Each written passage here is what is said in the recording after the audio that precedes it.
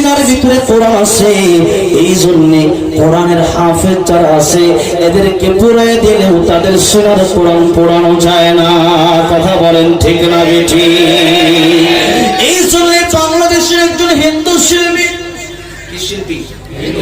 হিন্দু শিল্পী, ইউটিউবে সার্চ করে দেখেন, নাম তার নকুল কুমার বিশ্বাস। নাম তার নকুল কুমার বিশ্বাস, হিন্দু শিল্পী। কিন্তু সে মাঝে মধ্যে ইসলাম নিয়ে সঙ্গীত লেখে। সে কোরআন শরীফ নিয়ে একটা ইসলামী সঙ্গীত লিখেছে। সে বলেছে, যদি আগুন লেগে ধ্বংস হয়ে যায়,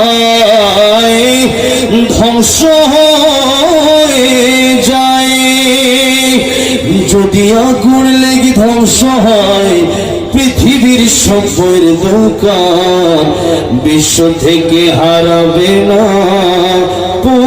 পবিত্র কোরআন। কথা ঠিক না বেঠি? যদি আগুন লেগে ধ্বংস হয় পৃথিবীর সবের দোকান, বিশ্ব থেকে হারাবে না পবিত্র কোরআন, বিশ্ব থেকে হারাবে না